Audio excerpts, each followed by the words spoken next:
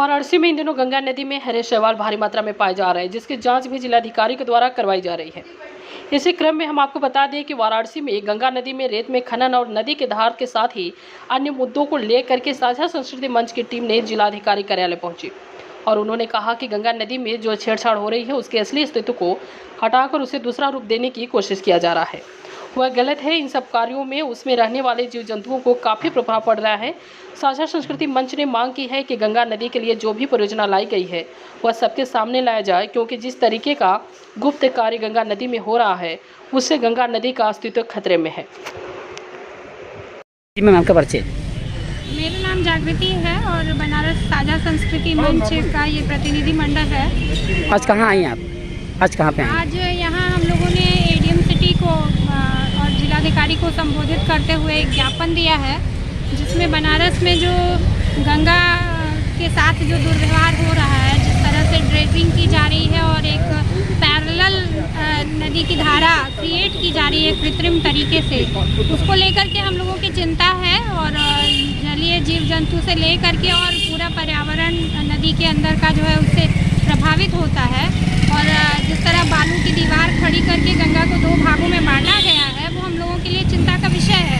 और गंगा नदी का पानी भी हरा हो रहा है, पूरी तरह से काई जम रही है, शैवाल जम रहे हैं। तो इन सब बातों को लेकर के चिंतित है बनारस का समाज और पूरा नागरिक समाज यहाँ पे इकट्ठा, इसलिए इस ज्ञापन को हम लोग दे रहे हैं और ये जानना चाहते हैं कि ये कौन सी योजना के तहत और कौन करा रहा है इस तरह का काम और क्यों ये कराना ज़रूरी है, क्यों ये ज़रूरत पड़ गई कि गंगा की जो उत्तर वाहिनी और जो खूबसूरत घाटों के साथ जो यहाँ लगी हुई धारा थी उसको छेड़ करके और एक नई धारा विकसित करने का ये किसने अधिकार दे दिया पर्यावरण से इस तरह की छेड़छाड़ का, और किस तरह से क्यों कराया जा रहा है। कोई भी विभागीय तौर पर जिम्मेदारी लेने को तैयार नहीं है। जो भी बातचीत की, पूछताछ की हमारे साथ के लोगों ने, उनको किसी ने भी संतोषजनक जवाब नहीं दिया। तो आज आपने किनको आपने ज्ञापन सौंपा?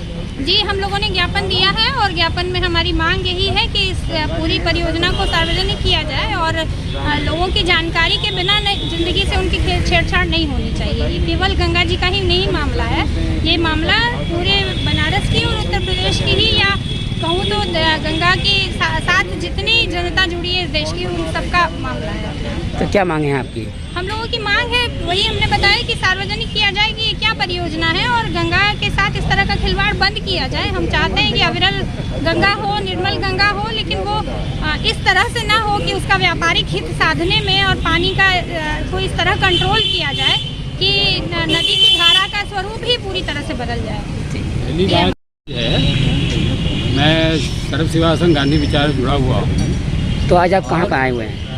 हम लोग आए हुए हैं, पहली बात ये जो गंगा का पानी हरा हो रहा है, ये मछलियों के लिए भी, आदमी के लिए भी, जो गंगा में नहाने वाले श्रद्धालु उनके लिए भी ये बहुत ही खतरनाक है और बीमारी पैदा करने वाली है, क्योंकि उससे बदबू भी आ रही है। तो पहली बात तो ये है कि तत्काल प्रभाव से तिहरी से पानी छोड़ा जाए ताकि वो पानी साफ हो, अच्छा हो जाए, जिससे लोगों को पूजा पाठ करने में, नहाने धोने में सुविधा हो, नंबर 1।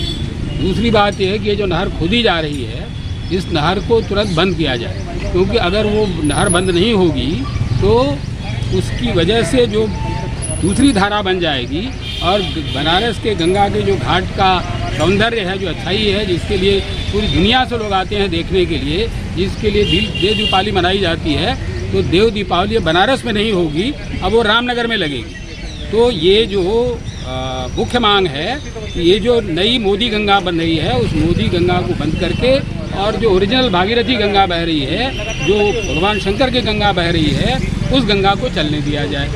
ये दो मुख्य मांग हैं।